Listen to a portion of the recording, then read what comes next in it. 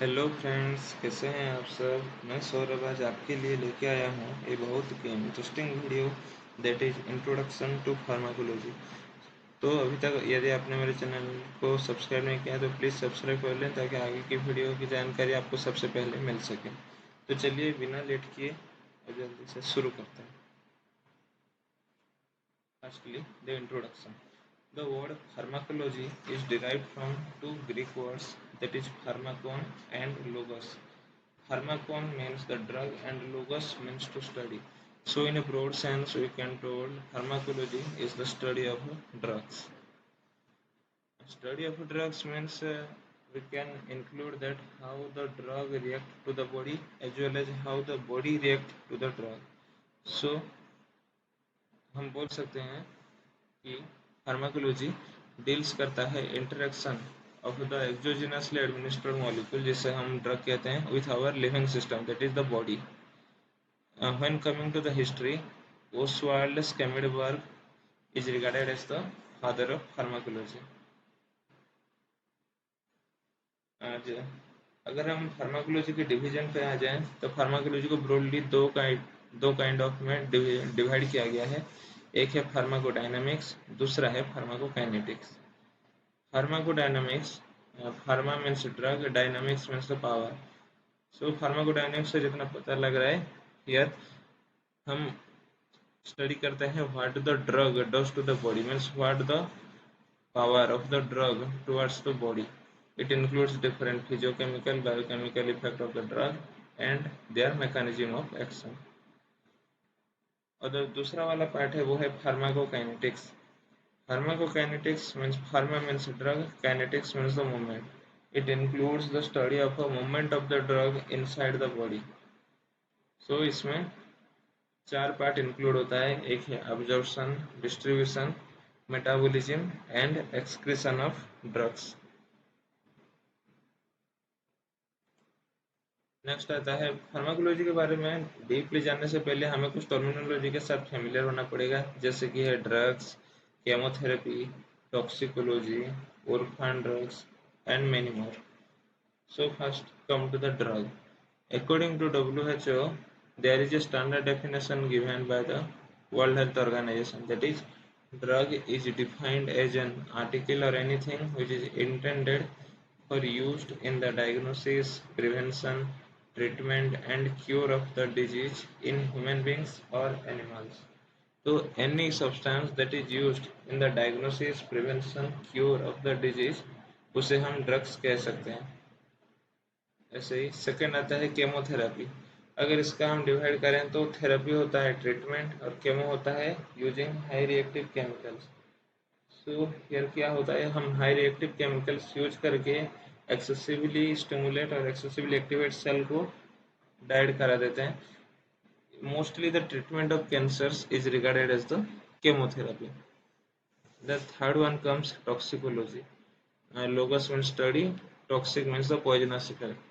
Here we deals with the poisonous effect of the drug with special emphasis on how to detect it and prevent it. And the next one includes orphan drug. ये orphan drugs क्या होता है दोस्तों? orphan drugs उस type के drugs होते हैं जिसका डेवलप और मार्केटिंग का जो खर्चा आता है वो उसके रिटर्न में आने की उसकी संभावना नहीं होती। माने ये बहुत ही रेयर डिजीज के ट्रीटमेंट में यूज होता है, इसीलिए there is no reasonable expectation that the cost of developing and marketing will be recovered from the sale of the drug. Next आता है एसेंशियल ड्रग्स। एसेंशियल ड्रग, ये नाम ही इटसेल्फ सजेस्ट करता है this drugs are very much essential. एक drug कब essential होता है दोस्तों? जब वो सेटिस्फाई करता है मेजोरिटी ऑफ द पॉपुलेशन को की नीड्स को। यदि मैक्सिमम पीपल उसको रिक्वायर्ड करते हैं तो उस ड्रग्स को एसेंशियल कैटेगरी में रखा जाता है। So according to WHO the definition is given, these are the drugs that satisfy the priority health care needs of the population. तो ऐसा एसेंशियल ड्रग्स को कैसे सिलेक्ट किया जाता है? उसका सेफ्टी के बेसिस पे, एफिकेसी के बेसिस पे, उसका कॉस्ट इफेक्टिवनेस पे एंड पब्लिक हेल्थ रिलेवेंस पे, उसके पब्लिक हेल्थ पे क्या इफेक्ट है, इन सब फैक्टर को मिला के एसेंशियल ड्रग्स को इंक्लूड किया जाता है। तो WHO ने उसका फर्स्ट एसेंशियल लिस्ट का मतलब लिस्ट पब्लिश किया था 1977 में। उसके बाद इंडिया ने अपना फर्स्ट पब्लिश किया 1996 एंड करेंटली इन 2011 इंडिया ने अपना 3 number list of essential medicine publish किया है, जिसमें 348 मेडिसिन इंक्लूड है। नेक्स्ट आ जाते हैं, what are the different route of drug administration. So हम जो ड्रग्स लेते हैं वो डिफरेंट रूट के थ्रू लेते हैं, लाइक ओरल रूट और IV, IM, like that. So the route of drug administration is basically majoritically divided into two categories. One is local route, other one is systemic route. Local route means the drug is not gain entry into the systemic circulation, whereas systemic route involves the release of the drug into the blood circulation. Local route को हम further 3 kinds में divide कर सकते हैं. First one is topical route, second one is intra-articular route, and third one is intrathecal route. Topical route क्या होता है? Here application of the drug is done onto the skin or mucous membrane. So the drug is only confined to the superficial area, not gain entry into the blood circulation. Next category आता है intra-articular. Here क्या होता है? Here drug is being directly injected into the joint cavity. Joint cavity में release किया जाता है। ये मोस्टली हमारे inflammatory disease like rheumatoid arthritis, gout में ये यूटिलाइज होता है। और the most commonly drug given through intraarticular route includes betamethasone, hydrocortisone like steroids. And the third local route includes intrathecal route. Intrathecal route, here drug is being given into the subarachnoid space, means spinal space में ये दिया जाता है। Here different spinal anaesthesia देने के लिए ये root utilise होते हैं। अब आ जाइए सिस्टमिक रूट में।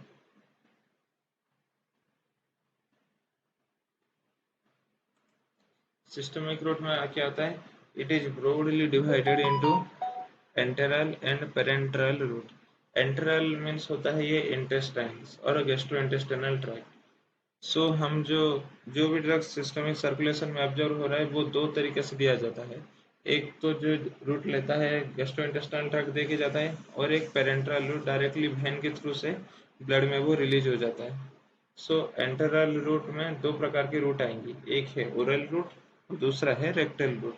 ओरल रूट तो हम सभी को पता है, हम अपने मुंह के द्वारा लेते हैं। It is more safer and economical. However several drugs are not effective because of high first pass metabolism in the liver and intestinal wall.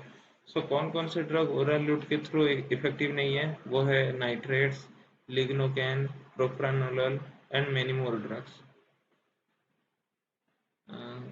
And the second enteral route includes rectal route. Here the drug is given through rectum. Here क्या होता है? 50% extent तक first pass metabolism को हम avoid कर सकते हैं। और इसका most common drug given through rectal route includes diazepam. वो चिल्ड्रन में दिया जाता है फॉर द फेब्राइल सीजर्स। अब आ जाइए पेरेंट्रल रूट में। पेरेंट्रल रूट क्या होता है? Here drug is directly injected into the different kinds of veins, means without passing through the GIT the drug is directly released into the blood circulation. So parenteral route is broadly categorized into two types. One is injectable, second one is non-injectable. Injectable में आता है intravenous, intramuscular, subcutaneous and intradermal. Intravenous में injection दिया जाता है 25 degree में angle में, intramuscular 90 degree angle में दिया जाता है, सबक्यूटानियस 45 डिग्री एंगल में दिया जाता है, and the last one intradermal 10 से 15 डिग्री के एंगल में दिया जाता है। इंट्रावेनस रूट में क्या होता है? The drug is injected into one of the veins that release directly the drug into the blood circulation. So इसमें फर्स्ट पास मेटाबॉलिज्म का कोई माने चांस नहीं रहता। Therefore IV route has 100% bioavailability and useful in most of the emergency condition because the effect will be produced within few seconds. Intramuscular injection क्या होता है? इसमें वाटर सॉल्युबल ड्रग्स दिए जाते हैं और ये डीप इनटू द मसल्स दिया जाता है। Example of the drugs given through intramuscular injection include करता है streptomycin. And the third one, that is the subcutaneous route. This route has the advantage of self administration. I hope आप सभी को पता होगी इंसुलिन इंजेक्शन हमारे subcutaneous root के through दिया जाते हैं. And the fourth one includes intradermal route. Here the drug is injected into the layer of skin. The most commonly known vaccine, that is the BCG vaccines, is given through intradermal route. और यहाँ पे drug inject किया जाता है 10 से 15 degree की angle पे, और ड्रग इंजेक्ट करने के बाद यहाँ पे एक ब्लेब फॉर्मेशन होता है जैसे कि एक पानी के फोटका की तरह. अब आइए नॉन इंजेक्टेबल पेरेंटल रूट में. इसमें इंक्लूड होता है एक ट्रांसडर्मल रूट, एक नाजल रूट, एक inhalational and the final one sublingual route. So transdermal route क्या होता है? These are the drugs which are used for only highly lipid solubles and can be absorbed through the intestine. ये सब highly lipid soluble drugs होते हैं जो कि skin में अप्लाई करने के बाद डायरेक्ट ब्लड सर्कुलेशन में वो एब्जॉर्ब होते हैं.